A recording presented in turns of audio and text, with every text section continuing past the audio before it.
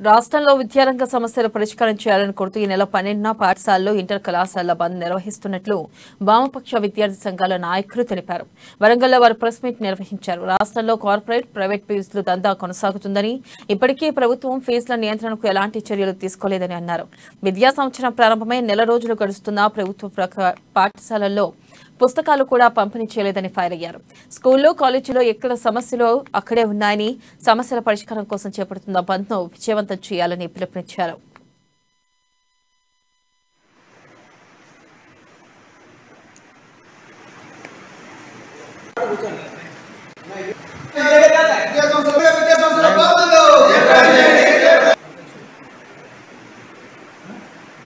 నెల రోజులు గడుస్తున్నప్పటికీ పూర్తి స్థాయిలో పాఠ్య పుస్తకాలు ఇవ్వకుండా నిర్లక్ష్యంగా వ్యవహరిస్తూ ఉన్నది. అంతేకాకుండా విద్యార్థులకు 2 జతల యూనిఫామ్లు కూడా ఇవ్వాల్సిందిగా వామపక్ష విద్యార్థి సంఘాలుగా డిమాండ్ చేస్తూ, అదేవిధంగా ప్రభుత్వ పాఠశాలల్లో, కళాశాలలో ఉపాధ్యాయ అధ్యాపక పోస్టులను భర్తీ చేయాలని డిమాండ్ చేస్తూ, రాష్ట్రంలో కార్పొరేట్, ప్రైవేట్ విద్యా సంస్థలు చేస్తున్నటువంటి ఫీజుల దోపిడీని అరికట్టాలని, ఫీజుల నియంత్రణ చట్టాన్ని తీసుకురావాలని డిమాండ్ చేస్తూ వామపక్ష విద్యార్థి సంఘాలు ఈ డిమాండ్లతో 12వ తేదీ నాడు రాష్ట్ర వ్యాప్తంగా పాఠశాలలు మరియు కళాశాలల బంద్ కార్యక్రమం పిలిపించడం జరిగింది.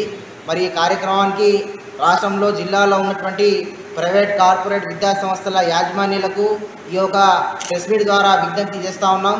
మీరు స్వచ్ఛందంగా ఈ యొక్క కార్యక్రమాన్ని విజయవంతం చేయాల్సిందిగా, మీ యొక్క పాఠశాలను, కళాశాలను స్వచ్ఛందంగా బంద్ చేయాల్సిందిగా, విద్యార్థులు కూడా ఈ యొక్క బంద్లో స్వచ్ఛందంగా పాల్గొని రాష్ట్ర ప్రభుత్వం చేస్తున్నటువంటి విద్యా వ్యతిరేక విధానాలపై ఉన్న స్వచ్ఛందంగా ఈ యొక్క కార్యక్రమాన్ని పాల్గొని విజయవంతం చేయాల్సిందిగా ఈరోజు వామపక్ష విద్యార్థి సంఘాల ఐక్య కార్యాచరణ కమిటీ పక్షాన ఈ రాష్ట్ర ప్రభుత్వానికి, అదేవిధంగా విద్యార్థులకు, ఈ జిల్లాలో ఉన్నటువంటి పాఠశాల, కళాశాల యాజమాన్యాలకు కోరుతా ఉన్నాం.